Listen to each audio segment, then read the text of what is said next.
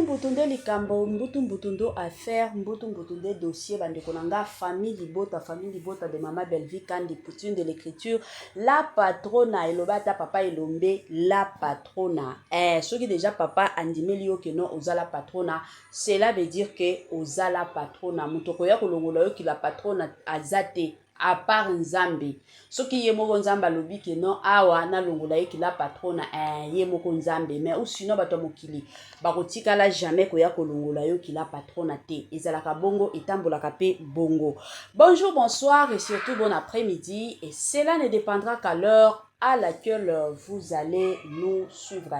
Bienvenue surtout sur notre chaîne INSNM officielle. Bienvenue na balandinyo soyakala. Bienvenue na ba onyoso yasika kande tolobaka toujours et encore boyeyi malamu na chaîne abiso ya INSNM officielle. En tout cas bande konanga soki ezambala liboso esalimi keno oya kokota na chaîne abiso ya INSNM officielle. Kande tokendaka nango na osinga na yo s'abonner massivement. Tango zo s'abonaka bongo kobosa na pete ko klikaka sur ngonga ya notification. Malamu ngonga wana ezalaka toujours et encore que non à chaque fois que INSNM officielle akobanda kotiaka ba vidéo ya sika bokozala directement informé. Vous informer c'est notre devoir, oui bien sûr, eza toujours et encore devoir na biso. Oyo tokoboya te, tokowanga na te, pe tokotikala ko minimiser te po toyebike koyaka ko informer bino ezalaka devoir na biso. Voilà. Toye lelo na dossier, toye lelo na affaire, toyebi bato ebele a bato kande boyebi bazaka likolo après remise ya ba trophée ya bana na biso ya famille Bota. Remise ya ba trophée et salamaki bongo, c'était le 29 mars 2026. Nde remise ya ba dossier ya ba trophée plutôt et yaki kosalema. Bande kolanga toye kolala tolamuki lelo na kolala na kolamuka toye komona pe kuna SB bango pe balobi soki les 16 eza les 16 na evi atakutu date te. Soki les 16 soki jour nini bango pe bazo sala remise ya ba trophée. Tomoni na kokoma na bango balobi ke non baingo bazo ya pona koya ko corriger famille Bota. Bazo ya pona koya ko corriger Bellar Production. La famille to mekananu ko solola. Boyebi na boye batu baya ko yepsanga awa teke non mama Inès olingaka si la te yo olingaka Bellevie te. Ibabilo mosusu photo lobaka. To lobaka ngo penza na malembe nyonso. Ti makambo ya koya ko remettre ba comédien, ba acteur, ba actrice na biso ba trophée. Eza eloko ya kosalela ngo concurrence te. To loba nanu to solola nanu. Bana na biso soki lelo oyo Bellevie Kandi. Eza kutota Bellevie te mwana batu, mama ya batu. To longola nanu Bellevie na dossier oyo s'il vous plaît. Soki ba fan, ba famille Bota bango moko ba décider ba lobi que non, il faut to pesa bana oyo to remettre bango ba trophée. Po ba moni bana wana misala bazo sala.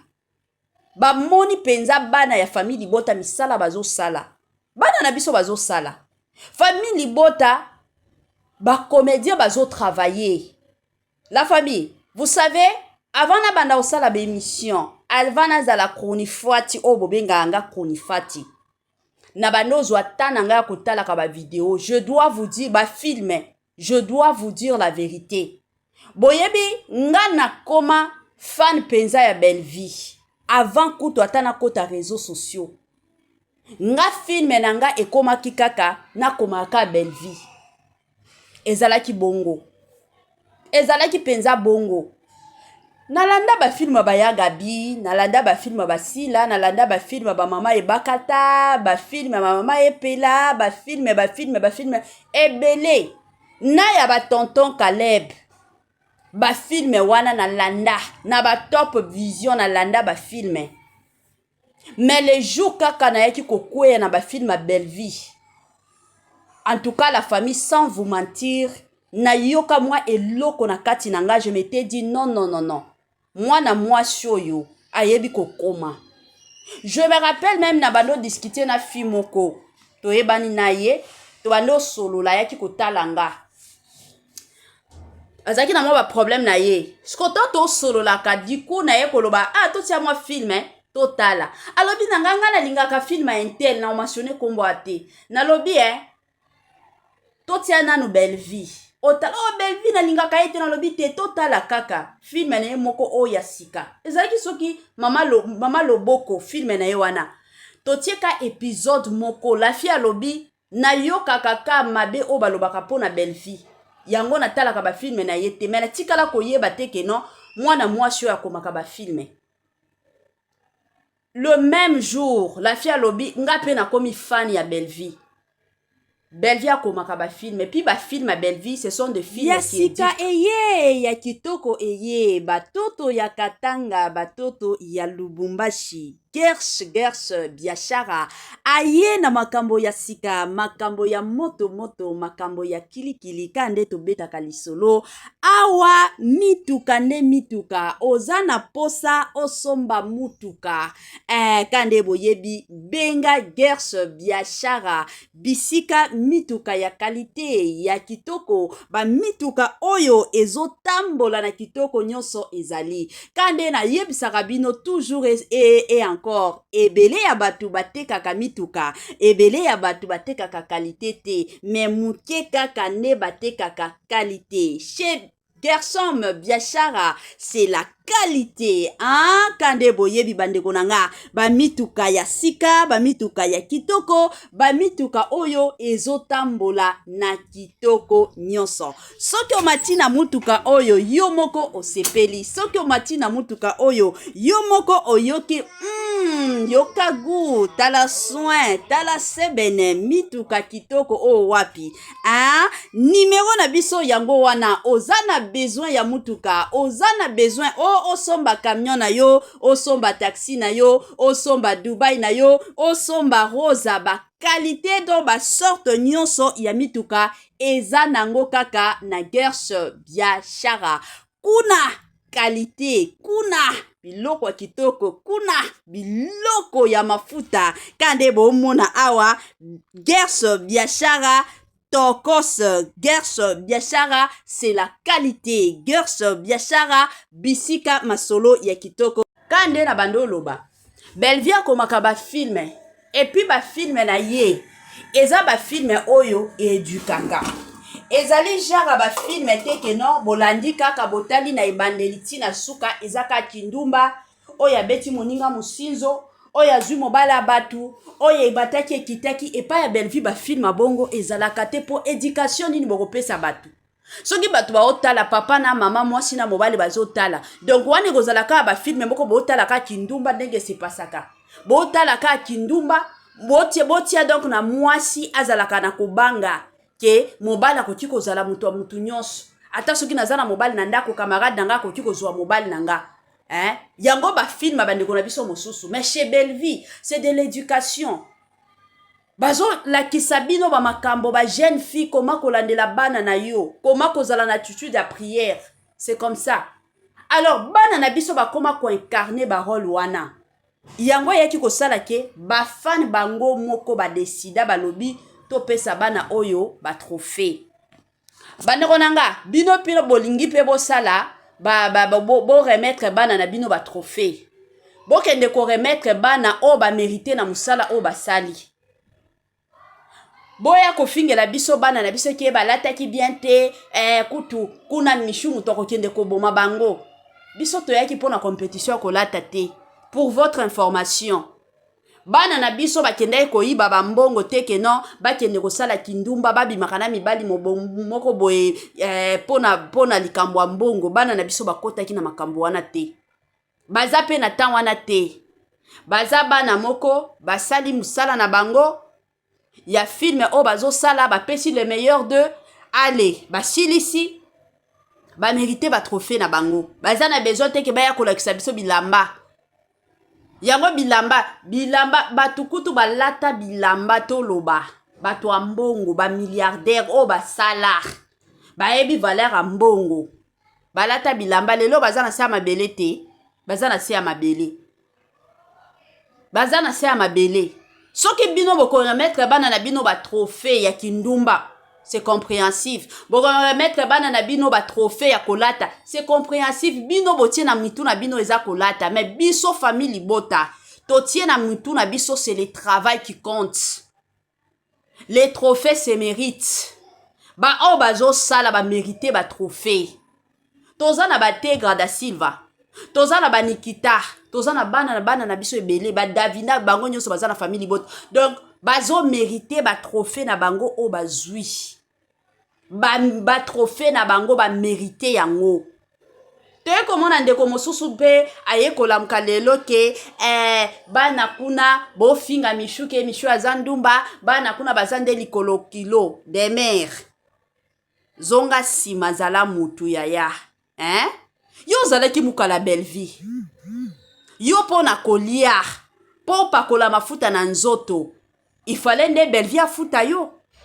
lelo oyo olingi yo bando finga belle vie mpo okote epai ya sila yo kanisi ke sila nde aza zoba akomona yo ozalaki penepene ya belle vie lelo okomi kofinga belle vie epuis lelo ka lelo oyo kokende epai ya sila azwa yo obi olingi oluka visibilité ka ndenge obanda ozwa parce que bato oyo babanda otala yo tu le sais bien ezalaki famille Libota bato babanda otala yo les jours kaka belle vie abengana yo parce que yo epai ya belle vie eza te ke non yo mutu olongwa epai ya belle vie mais belle vie mutu abengana yo belle vie mutu abengana yo alobi nalingi yo lisusu te pembeni nanga kende soki ozalaki penza ka ndenge omikumisaka ke non nga natanga je beaucoup étudié patati patata mama mutu o penza atanga mutu neti nga soki naza mukala mutu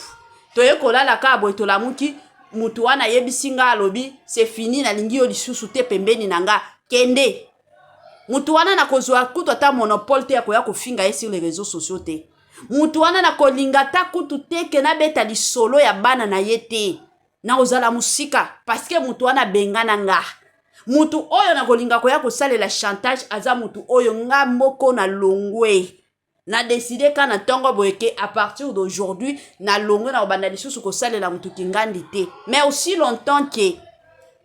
mutu nda bengana nga na ozala na soni yaya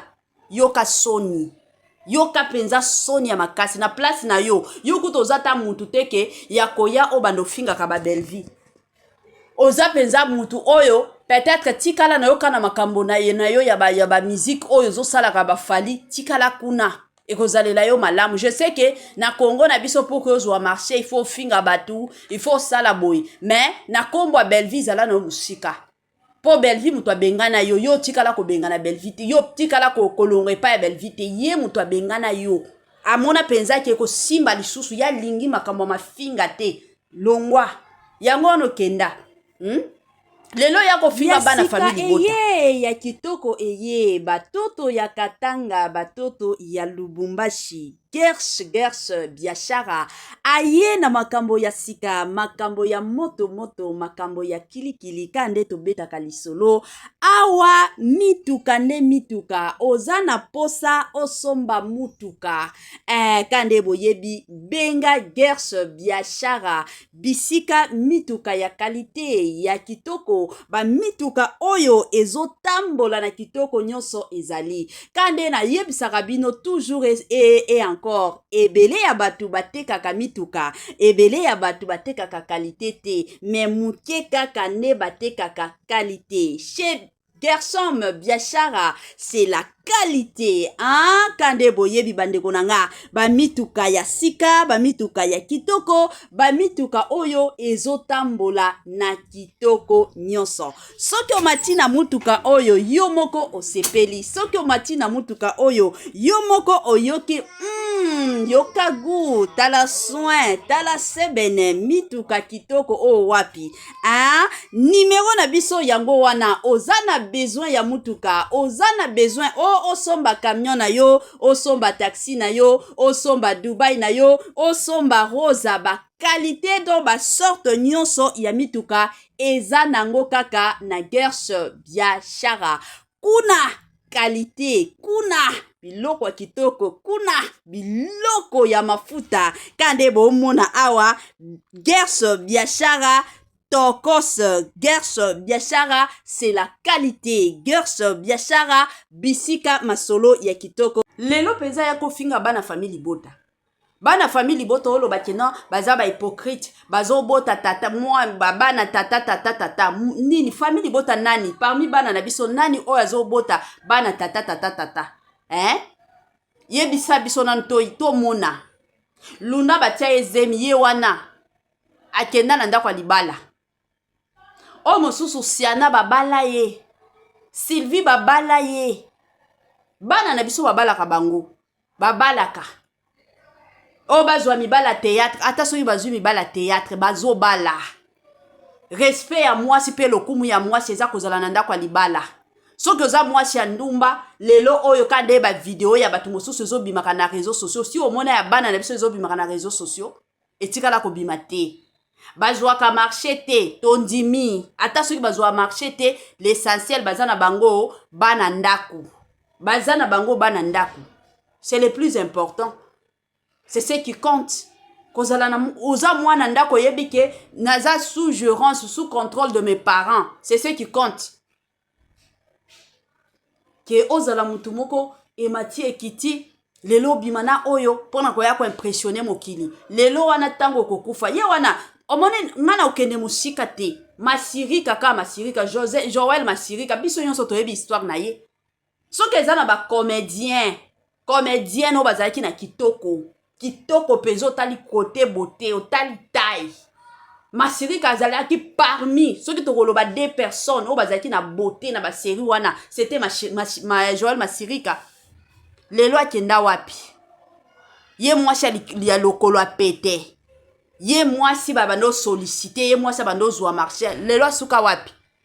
boyebi na ba réseaux sociaux ya de ces personnes oyo bazoya kobebisa ba vie ya bana batu bazoya kobebisa ba vie ya bana batu finga bana famille libota mais l'essentiel na famille libota babalaka mwana mama Kalunga ye obaye ko detole ye soki ko dotele ye dote koti na ndako mwana mama Kalunga lelo oyo mwana wana kala mingi te bokoyoka ka mariage na ye asali mariage na ndako alibala mpiau lobi kuna bokoyoka lisusu mwana mosusu oya kobala famille libota bana bazo balaka famille libota place ya kindumba ezalaka te famille libota ta ya kindumba ezate na famille libota c'est le mariage na famille libota c'est le travail na famille libota bazana tante ke no baya kolakisa bilamba soki lelo baya kopesa ba trophée mutu selonga oya mérité na SB kozwa trophée na koki koloba c'est Nayel bien que lelo yepa komi kokota na makambo a fier à makasi mais Nayel au moins oui aza mwana oyo koki kozwa trophée mais ba o nyonso ezaka fier mataki ta fier baya kolakisa bilamba yango ka musala basalaka babeta na kamusinzo oyo azwa ya oyo azwa ya oyo kuna azwa ya oyo ezaka pasi botika famille bote evanda nango soki bopesa bana na bino ba trophée bokende nango na ndenge na bino famille bota tango yaki kosala ba publicité ba trophée batikala ko mentionner bino te batikala koloba te ke no biso epa na biso rien basala publicité to sala publicité na biso ba trophée ya bana na biso etikala ka bongo bino pe bozwa na ba trophée na bino boya koloba te ke no boye ko corriger mutu te soki bino bolata bilamba etali biso te l'essentiel toyebi na biso ke ezana ba catégorie ya bandumba ezana ba catégorie ya batu o basala ka misala ezana ba catégorie ya batu o baza bana ndako c'est comme ça babilo mosusu photo lo baka la famille epesa kinga kanda na ba vidéo on alandaki na ba TikTok batu baoya ko finga belle vie à l'occasion de rien boya ko finga famille bota à l'occasion de rien mais c'est quoi ça la famille yango ana kana ningaki na partager na biso Suka na biso yango wana en tout cas permettez-moi surtout de vous dire bye bye et à la prochaine ciao.